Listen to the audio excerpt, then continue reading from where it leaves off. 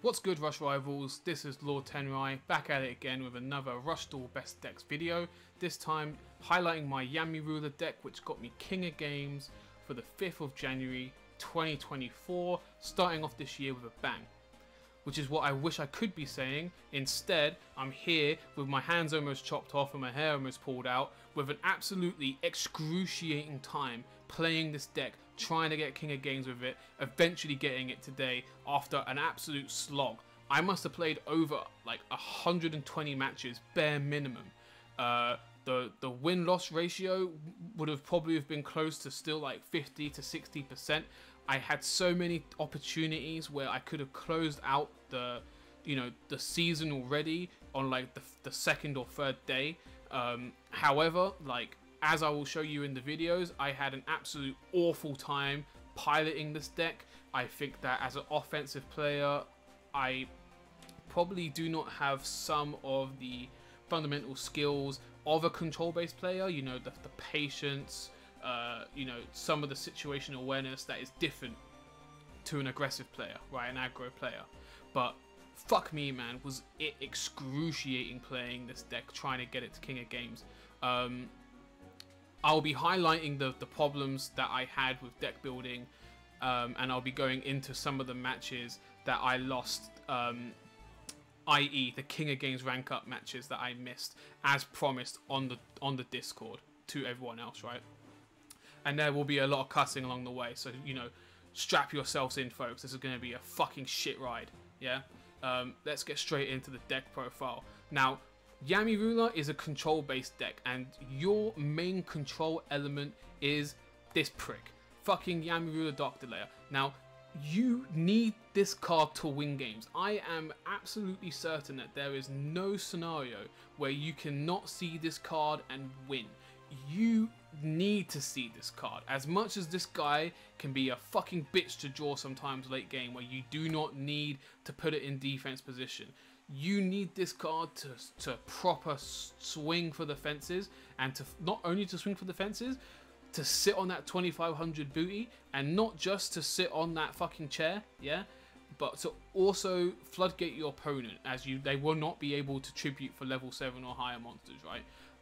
Me personally, I have a love-hate relationship with this card, right? Sometimes seeing it late game, I wish I saw this guy instead. I think this guy's a fucking G, yeah? If all of your opponent's monsters are in defense position, you can mill a card from the top of your deck to the graveyard and swing directly for 2,500 points of damage, yeah?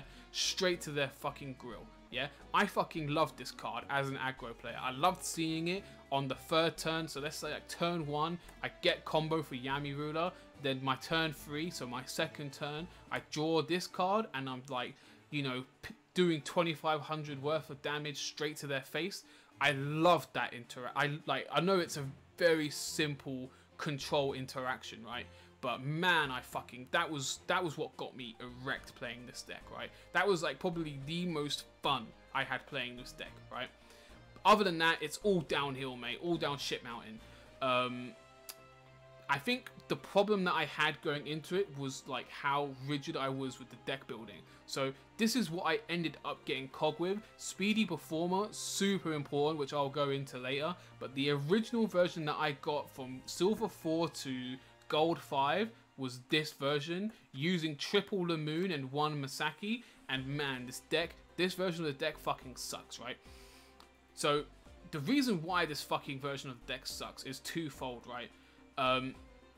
As I'm sure you've noticed, this is a build that's playing Bonded Bowing, right? Now, this is essentially a brick. If you do not have Yamiruler, let's say you've just got a Kimeruler, right? And you have Bonded Bowing, there is no scenario, unless you have Nandez, to upstart with this card, forcing this into defense position, right? 2k defense is, quite frankly, it's not good enough, right? With all the Dragon players, with all the Arise Dragon players, with all the Spellcasters, like all the Royal Rebels, there is no way that you can utilize that card effectively as a defensive card. There is just no freaking way.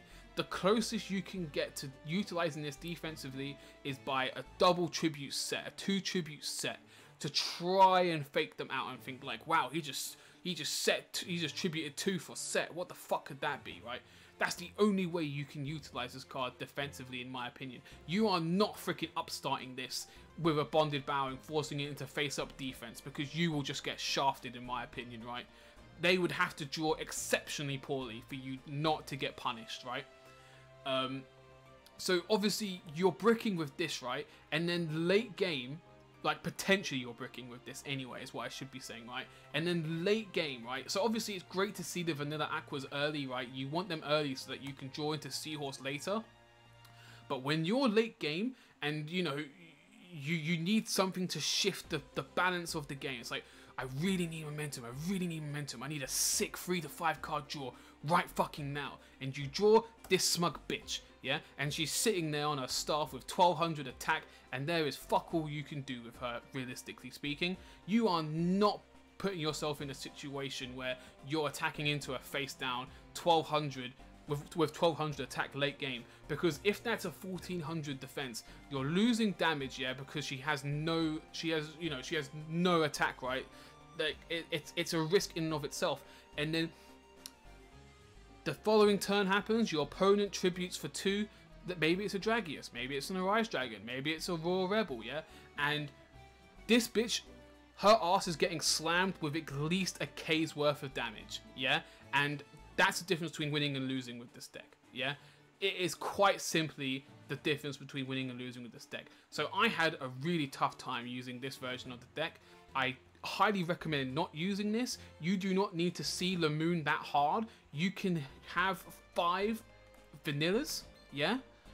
And then if you want to, you can go double Masaki. That's absolutely fine if you want the 1500 vanillas. I think Masaki is a G. I think having 1500 beaters is super important in this meta of the game right now, because it allows you to threaten stuff like Kanar, yeah? And if they need to use barrier to keep the Kanar up, then it's like, well, you've just wasted a barrier. So that late game, if you're in a defensive position, you're not drawing into traps. You best have a close out end game strategy on point, yeah?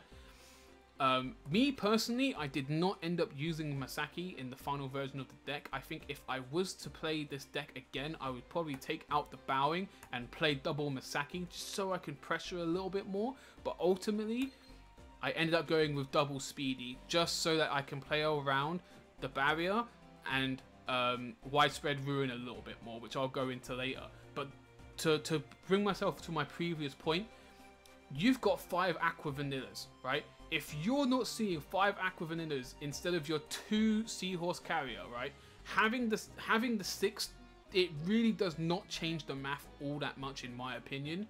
So you are already fucked to begin with, which, trust me, a lot of matches I was fucked to begin with, yeah? That's beside the point, right? Moving on to Speedy, this card super performed, yeah? When I put it in the deck, right? This card allows you to play around widespread. This card lets you play around barrier, right?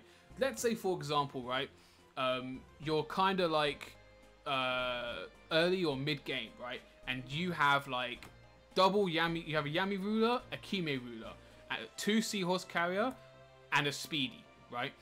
Now, obviously, Seahorse Carrier tribute for Kime, Seahorse Carrier tribute for Yami, and then normal summon the Speedy. Now, at this point, you're thinking, right, they might have a barrier. They might have a widespread. We need to get around this Dragius, right? I know what we'll do right now, yeah? We will attack with Kime, but we will attach the buff with Speedy to Kime. So Kime is now 29, yeah? Ideally, if you were able to use Bonded Bowing and turn this into attack position, let's say it was set the previous turn and you were able to activate it, right? This card will be attacking with 2500 attack. This will be attacking with 29. This will be left on field.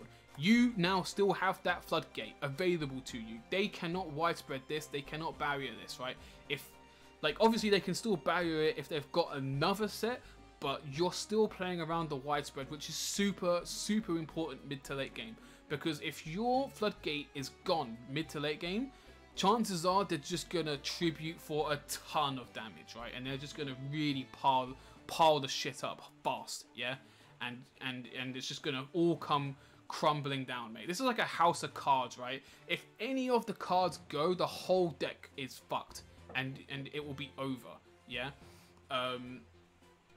Anyway, so to round off the deck profile, right?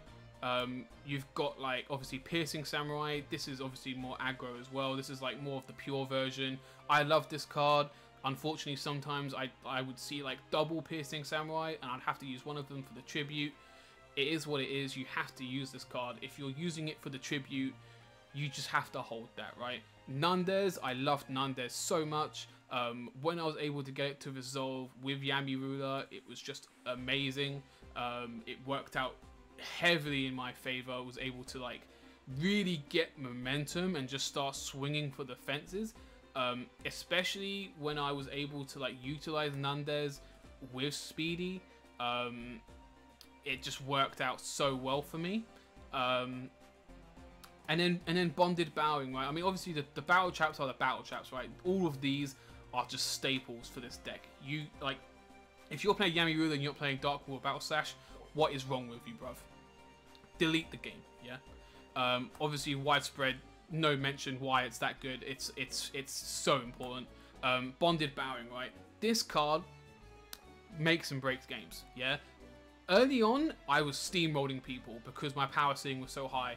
I would be like Bonded Bowing, activate Yamiruler, attack, attack, attack, attack, attack, right? But late game, you would actually go into scenarios where like, you know, they have 2 back row set. You're a bit worried about the Widespread. You do not have Speedy, so you just set the Bowing and you hope that they hit it with with the Gravity card, right? Sorry, Hammer Crush. Freaking hell, I'm losing my mind. Hammer Crush. You want them to hit Hammer Crush with this, right? So that you don't have to worry about it late game, right? This card can overperform and this card can underperform, and it's just the way it is. Like a restrictive upstart, that's just the way the cookie crumbles, right? I would probably not recommend playing this card for the KOG grind. I think you can, but I think if you were to do that, then you might need to look into the trap ratio, maybe look into monster reincarnation, and just add in a couple more vanillas so that you can try and draw into your, you know, level 4 vanillas a bit more often, right? Other cards that you could look into, Seraph of Darkness pairs greatly with Kime and Yami. Obviously with Kime, you can put something into defense and activate Kime to just start swinging over the top of everything for 2500 attack, which is very, very cool. Highly recommend looking into Seraph of Darkness. And then finally, you've got Umegumi. I personally think this card is whack. I personally would not include this in a version of the deck. However, if you're playing a version without Bonded Bowing, you probably can use this card, at least to, you know, use the skill Celerity, so that, you know, you can actually activate it, right? Because it will activate with Umegumi because he's level 6, right? This skill, so important, by the way. I cannot stress enough how much you need to be on point using Celerity, right? Sometimes I'd activate skill and I'd spend a good 2 to 3 minutes thinking like, right, what do I want to change into defense? What is the most optimal way to play around stuff like Barrier? To play around stuff like Widespread? What can I really do to change the board state so that when I get to play on my following turn, yeah, and they don't get to play on their following turn, or after a turn of them not being able to quote-unquote play, yeah, you know, if I can really take advantage of that board state, of said board state, right? So you need to be on point using this, right? And that's what Umegumi is there for, right? You can use it to take advantage of that. I think another card that you can utilize as well, at least in the mirror match, is Fire Golem. I personally do not like Fire Golem. However, it cannot be stressed enough that in the mirror match, them losing 600 defense on a Yamiruler is mad clutch, mate, yeah? You have multiple targets, especially if you're using Speedy with Masaki, right? You will then have multiple targets to beat over Yamiruler and for them to start using their battle traps just to stay in the board state, right? Which is like, if you're able to force them early, it's a absolute lifesaver in the grind, right? Absolute lifesaver. Anyway, fuck this deck, and I hope you enjoy the replays. And we're back, and as you can see, I was able to get the King of Games title with this deck. And we're just going to go into some replays. Now this is going to be a bit different to usual, because what I'm going to do is I'm going to show you the games that I actually lost. I've got 3 games where I got the 4 win streaks and then lost on the 5th, almost like doing M. Bison's Devil Reverse from Street Fighter, right, off my window. And then I've got 3 matches of me with the last 3 wins of my KOG rank up to get King of Games, right? And we're going to start off with everyone's favorite, the big fat fucking L's. Yeah, let's get to it. Man, some of these are going to be excruciating looking back on them. So some of these matches that I've lost, they will have the previous version where I'm playing triple Lamoon and 1 Masaki. So it's just going to be shit. I'm just going to be honest with you. Like, you're going to see some fucking tomfoolery. So, unfortunately losing the coin flip, but quite frankly, I love the hand. Yeah, I love the hand. This is the type of hand you want to see on your first turn. At this point, I'm seeing like level 1, I'm seeing Descendant of Titans, double Descendant of Titans and sets, right? And I'm like, what the fuck is he playing, right? So obviously setting both, and then we drew the Nandes, so we're able to really push now. We're gonna watch this fucking animation. Fuck this guy. This guy's shit, man. Look at his fucking chair, bruv. You know Sheehan would bang this guy over. This guy fucking sucks, dude. Oh, man, this guy fucking sucks. And look at the 7, bruv.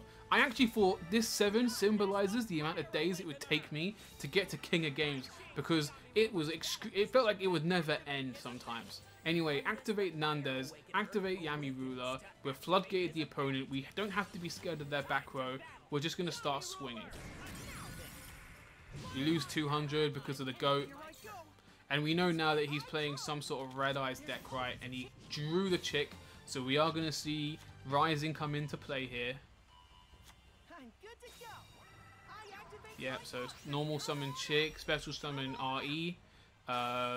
Then he's going to normal summon this dude. At this point, I'm like, fuck, he's playing Royal Rebel Red Eyes, which I personally think is a very tough matchup. It's obviously not unwinnable, but there are certain things you have to look out for, and I reckon I'm probably going to fall for it. So thankfully we get another 2. We're going to go straight into another Yamiruler. He has no back row. We're going to go Bonded Bowing, which actually came in mad clutch in this scenario. Set the Kana. Activate Yamiruler effect, and we're just going to attack into Nessus here. Obviously not attacking into Red Eye, so he's not able to facilitate the skill. However, I'm scared because I'm worried about him tributing, right? Right, so thankfully he hasn't got the tribute, he just attacks into Kana. Right, so we can go Seahorse here, grab the Kana, or the Lamoon in this case, because we already have the Kana. We're going to tribute summon for Yamiruler here. We're going to force the Red Eyes into defense, and we're just going to start swinging, baby. Oh, actually, we don't double swing here. I think I actually misplayed here. I think I should have kept the previous Yamiruler on the field. Yeah, the 25 here, that is... Yeah, so I'm kicking myself looking at that. I should have kept the previous Yamiruler and just started attacking, kept the other Piercing Samurai up and started doing some damage. However, thankfully, he wasn't able to obviously get started or anything. Looking at his hand as well, I can imagine there's a lot of tributes in his hand that he could facilitate here, but obviously he cannot because of Yamiruler. So, you know, playing it safe for the time being. Gonna get this Piercing Samurai effect on the Yamiruler. Gonna make another Yamiruler. I'm gonna try and swing for game right now.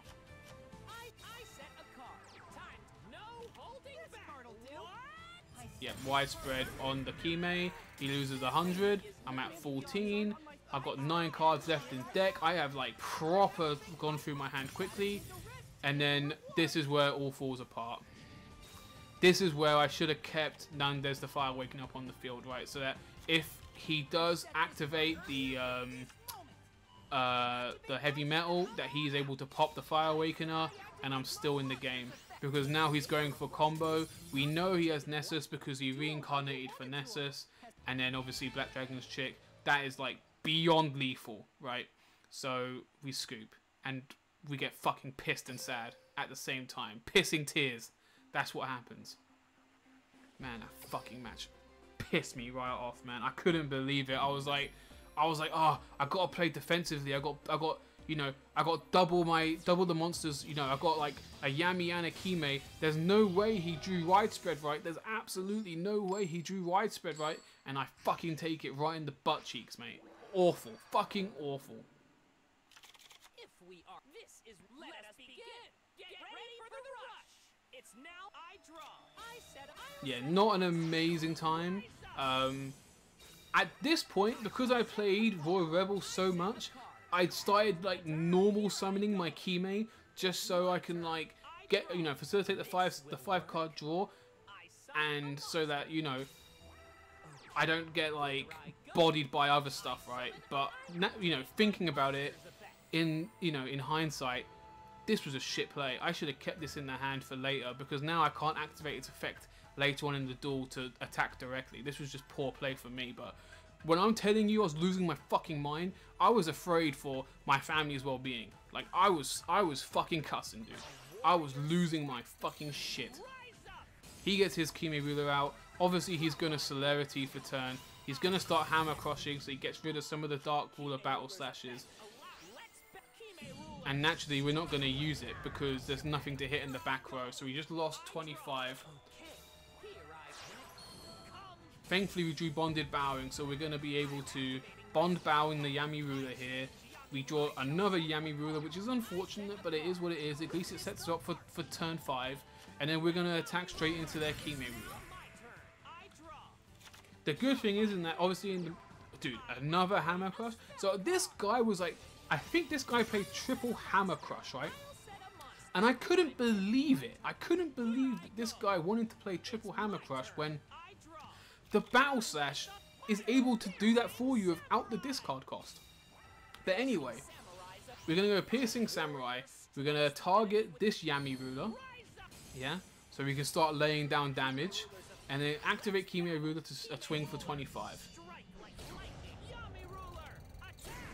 Oh, and I don't set the reincarnation here because I'm worried that he's going to Hammer Crush the reincarnation. And at this point, a reincarnation I feel like is super important, right? Oh yeah, take note of the fucking cards in this deck, because guess what happens? Guess what fucking happens? Spoiler alert, I fucking deck out, right? Yeah, so Yamiruler, straight into Yamiruler.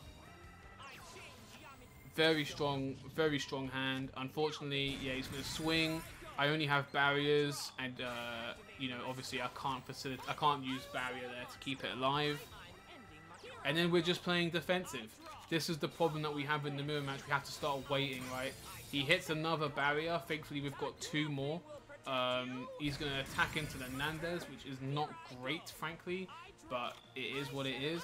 We're gonna set 2. We're gonna tribute for Yami.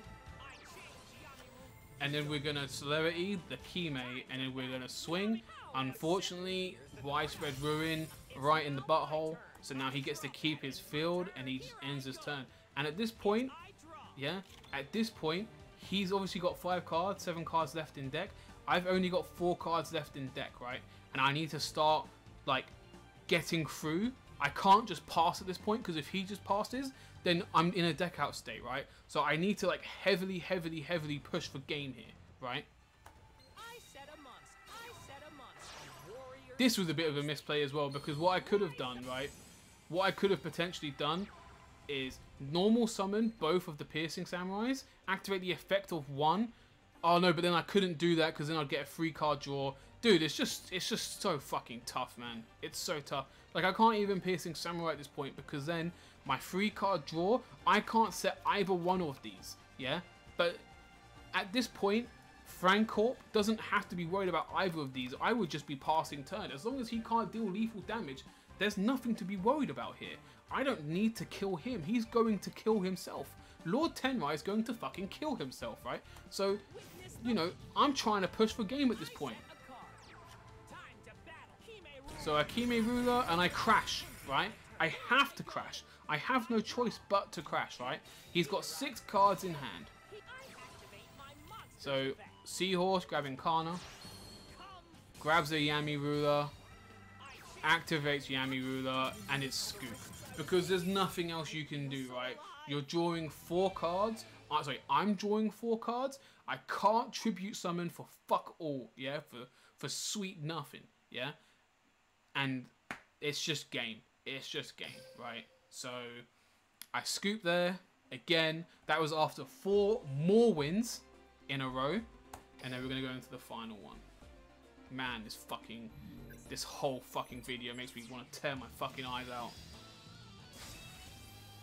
This fucking bitch-ass motherfucker, mate. The 6th Samurai, bro. The 6th Samurai wouldn't even put this guy on the fucking bench, bro. 6th Samurai make this guy look like a pussy. Dude, this was a deck, right? So, like, when I saw triple set, yeah, I was like, this is it. This is the KOG game where I'm gonna win, yeah? I was fucking so hyped when I saw triple back row set. So we're gonna Yamiruler here so he can't play the following turn. I might have misplayed here. Maybe it was better to go Yamiruler and start attacking, but I didn't want him to go into his turn 3 with, like, you know, loads of cards in hand to swing for damage. But it doesn't matter because he just Dragonic pressures my Yamiruler anyway. This is what I mean. This matchup I think is quite tough because they can just dismantle your board so quickly. Thankfully he wasn't able to lay any damage down, right? But yeah, this matchup not very pretty in my opinion. Yeah, so barrier. He keeps his monster alive, and at this point I'm a bit scared. Yeah, Hammer Crush. And then he's going to get his Dragia, so he's going to start laying damage down thick and fast. At this point, I am shitting myself. My smile has turned into a big fucking frown because I had so much momentum that I thought I had, and then I just took fat L's through Dragonic pressure. Thankfully, though, we have a Seahorse carrier and a Bonded Bowing, so we're going to able to start swinging for the rafters, right? So we're going to go Bowing, activate effect. Fortunately, we draw another Yamiruler, which fucking sucks at this point. And then I pass. I literally cannot threaten an attack because I'm like, one of these has to be a widespread, right? One of them has to be a widespread. I have to put myself in a better position so I don't die to widespread. This was obviously way before I put Speedy in, but even if I had Speedy, this kind of dual state is super risky for me because if I attack now and I get widespreaded, it's game, right? So I have to pass it. Fucking normal summoning Draco the Tiny. This guy's a fucking wanker. Gravity Press Dragon, activate effect, and he's gonna start swinging. Activate skill. Obviously widespread here, then double barrier these two. And at this point, I'm like, oh my god, my prayers have been answered. I can do this, right? I can fucking do it. So we Monster Reincarnation to go for the Yamiruler again. And then Yamiruler, and then we're going to start swinging. And he had the fucking widespread. I made the correct call. Fuck this guy. Yep, so start setting, and he's got a nice little defensive position set up here. I'm gonna start tribute summoning for Yamiruler so I can start laying down thick damage. Yep, and he's gonna Princess Recital here. And he's gonna Princess Recital again, which is so rough, right? He's gonna start summoning a couple monsters. I think he does. Yeah, he doesn't use Tri-Drago's effect. He does get Slayers on the field though, and he's just gonna start clearing the board. At this point, I'm kind of hoping that he doesn't have a barrier here. For example, you see this Masaki here. This Masaki in the post alteration version of the deck where I've put Speedy in. This would have been a Speedy. So this would have came in mad clutch against the Speedy. Sorry, against the Slayer, because it would have gone over the barrier, right? I pass turn because I'm like, fuck, man. I can't attack into Slayer and get barriered. This is the problem that I'm talking about earlier, right? This is why I was tearing my hair out, because I was sitting there and I was in these board states in the trenches, and I was like, what the fuck can I do here, man? What the flying fuck can I do here? Shut the fuck up, Luke. So he gets Dragius on the field with a Slayer. This is like the worst position you could possibly ask for. Yeah, so battle slash the Slayer. He swings into it, right? And then he, you know, swinging with Dragorite to clear my field. As long as I draw a 2 tribute, I'm fine, right? I'm in the money, and I draw my Yamiruler, so I'm like, this is it. I can start to stage a comeback. But then I realize 3 cards left in the fucking deck. I can't threaten the right amount of life points to get my lethal, right? So I'm like, right, I'm gonna have to keep cards in the hand so that in my following turn I don't deck out. Yeah? So obviously Yamiruler and then Masaki. And I can't do more than that, because if I summon Nandez, it's over, yeah? I will deck out, yeah? So yeah, he keeps himself alive with the barrier. Well, it doesn't take that much damage, right? Personally, I wouldn't have even used the barrier, but you know, it doesn't matter, because he's going to go Phoenix Dragon, grab Gravity Press, activate effect, and then he's going to go for full board here, Dragonic Resonance, and then I take it in the arse. Like a champion, mate. And I'm dead.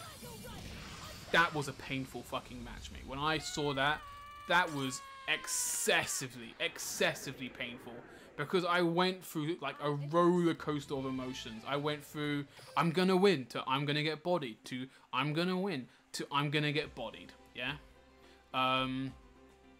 We're gonna go through these wins mad fast. Yeah. The Kame match. This Kame match is like the perfect example of a match that you want to see in your top, you know, in your 5 wins to KOG, right? This was like the third win I got. I'm gonna put it on fast forward. It's gonna be very straightforward, right? Unfortunately, we don't win the coin toss. That's the only problem with this match, right? He gets the Hammer Crush deal, so he's plussing off that. Bonded Bowing, switching into attack. For some reason, right? He doesn't use any of the other back row. I assume he's just not able to, right? I think from memory they were not activating, like they didn't have the option to resolve them. So I think they were probably barriers, right? Anyway, so another double tribute set for Yami, yeah. Bonded Bowing, and then we drew the Yamiruler. So I'm like, right, okay, I could like have double Yami, yeah, but I'm actually gonna swing for 25 here, because I knew from before they were not resolving traps, right? So, you know, I feel confident here that I'm not going to get widespreaded, right? However, we mill our own widespread. That's a red flag. Monster Reincarnation, grabbing Prima. Obviously, I don't know why he does that, because he can't resolve Prima at all. Tributes for Summon Skull. We drew another Yamiruler. So we're going to go straight into another Kime, and we're going to swing right over the top. And we drew into another Yamiruler as well. So he's locked out again, and then we've got it, because we've got the Piercing Samurai, and then we're just going to go for game here. That's like the perfect example of a game. Wait, why didn't I do that? I'm confused. Why didn't I just go for lethal there? There must have been a thing where I was like, he might have widespread, right? Because I just misplayed there. I should have just absolutely cleaned his clock. Anyway, Barrier the Gazelle. He's now 2 cards left.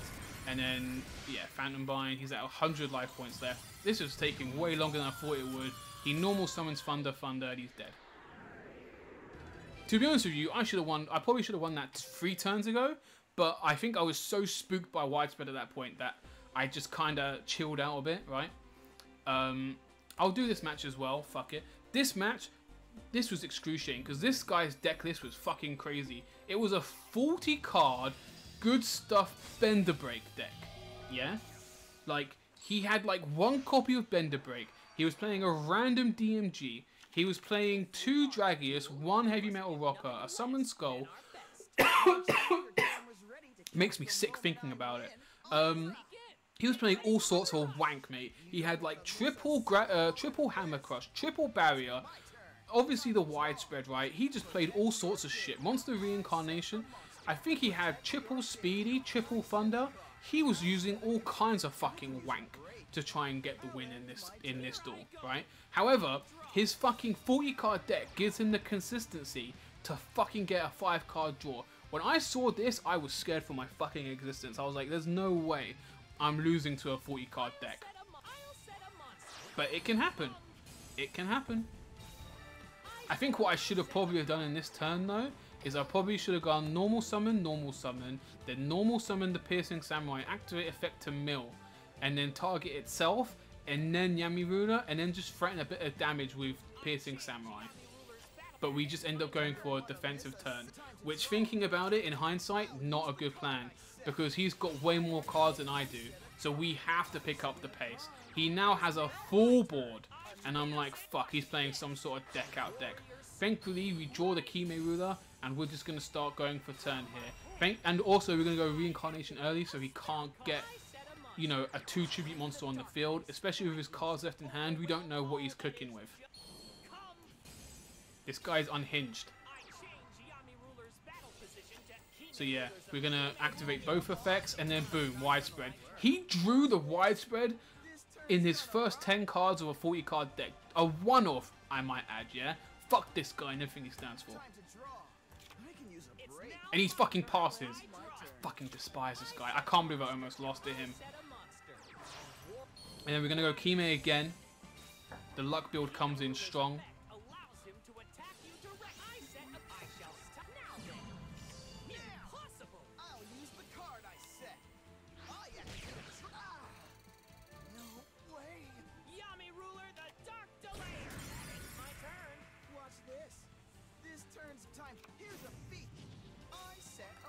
Right. So yeah, still playing more defensive.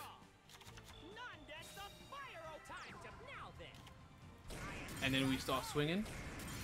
Thankfully we clear the board, so I'm feeling a little bit better about the following turn. However, at this point I kind of realized that I could very easily deck out. Here's 26 cards to my 8. And I'm kind of sitting there and I'm like, oh my god, I'm going to deck out to this pile of toss.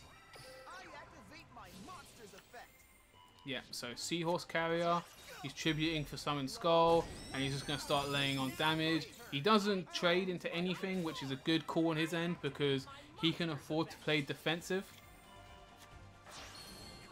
Yeah, so Yamiruler, we're going to Bond Bow here because we need to push as fast as we can. And then we're going to Speedy target the Kime, so we obviously like playing around Barrier a little bit. However, this was not targetable, so I don't really know what this was. And at this point, you're probably wondering, right, why am I attacking with Speedy Performer? I'm in such a dire position with the amount of cards that I have left in my deck that I need to start seeing if he's got Paku set, right? Because if I can't push lethal, then the game's as good as dead. So the life point advantage doesn't even fucking matter. So I just start taking like 1Ks of health, right? Trying to see what stuff is with Speedy Performer, because I'm fucked anyway, in my opinion. So he normal summons this and then sets the Kanar, so I'm a bit confused to his board state, right? However, I take another K because I have to see, right?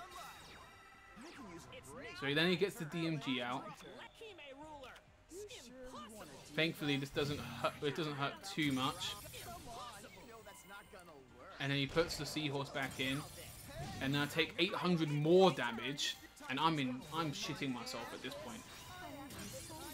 He does what is it? Hammer Crush into Bendy Break, yeah. And at this point, I'm looking at all these like the graveyard here, right?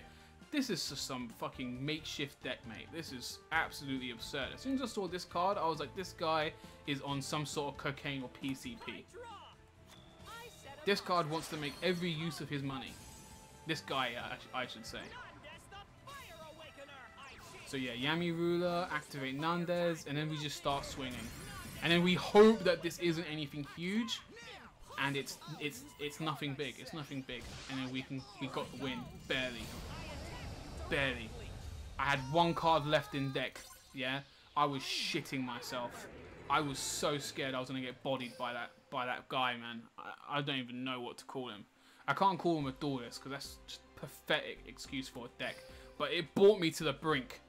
Yeah, I truly was ready, mate, to just like do Bison's Devil Reverse.